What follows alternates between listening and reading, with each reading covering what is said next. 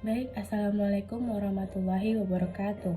Nama saya Tiara Nurafifa Safena dari Lokal PHKD semester 5. Di sini saya akan membacakan jawaban soal dari mata kuliah Sosiologi Keluarga.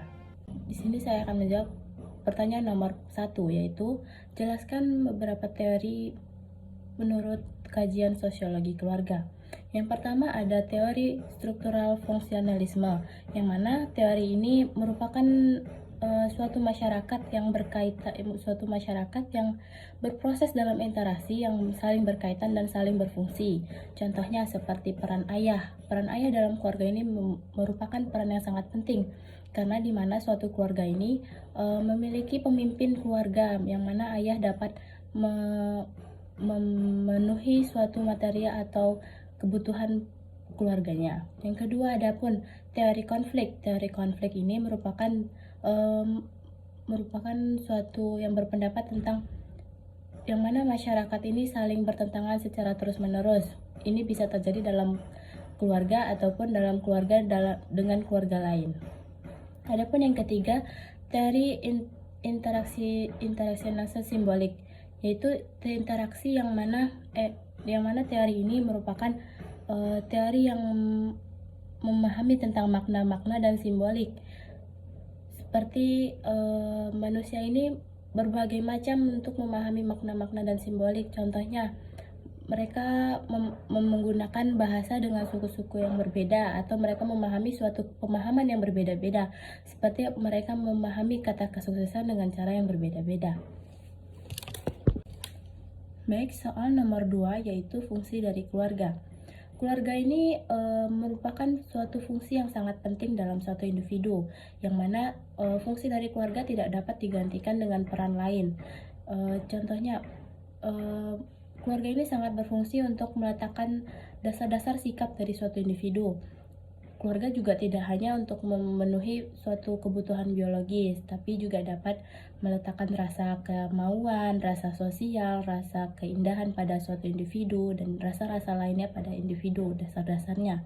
Baik, soal yang nomor 3, yaitu faktor yang mempengaruhi pertumbuhan suatu individu.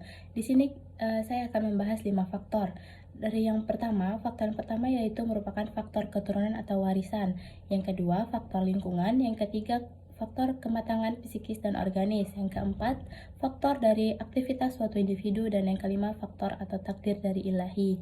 Yang dimaksud dengan faktor keturunan atau warisan ini merupakan faktor yang sangat penting pada suatu individu karena ia berperan penting.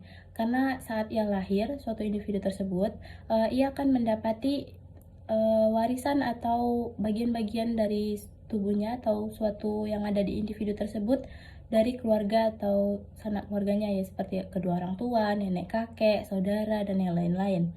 Nah, contoh dari faktor ini merupakan seperti bentuk tubuh, warna kulit, cara bersikap, inteligensi, dan juga bakat.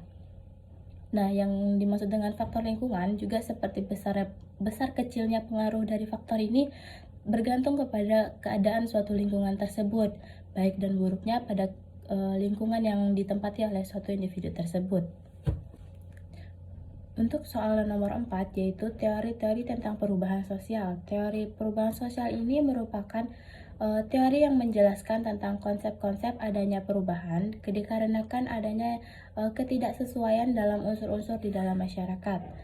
Di sini ada 4 teori. Yang pertama ada teori siklus, yang mana teori ini adanya tahapan-tahapan yang harus dilalui oleh masyarakat.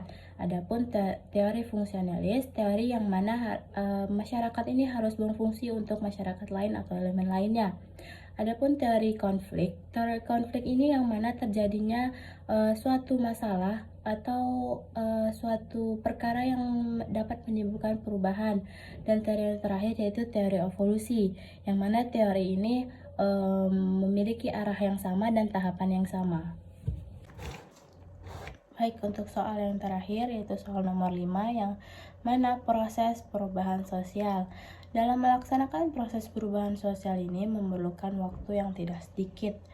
Adapun 4 proses yang harus dilalui. Yang pertama ada proses difusi, yang mana mengembangkan unsur-unsur kebudayaan dan ide-ide suatu masyarakat. dan dikembangkan dari individu antar individu. Yang kedua, proses akulturasi, yang mana proses ini masuknya kebudayaan asing ke kebudayaan sendiri dan diterima secara perlahan dan juga diterapkan secara perlahan pada budayaan sendiri tersebut, tapi tidak sampai menghapus kebudayaan sendiri. Adapun proses yang ketiga yaitu asimilasi, yang mana proses ini mengambil jalan tengah jika terjadinya perbedaan atau perbedaan-perbedaan antar kelompok dan bertujuan untuk mengambil suatu tujuan yang sama. Adapun yang terakhir, akomodasi. Akomodasi ini merupakan suatu tindakan masyarakat yang berhubungan dengan nilai-nilai dan norma-norma dalam masyarakat.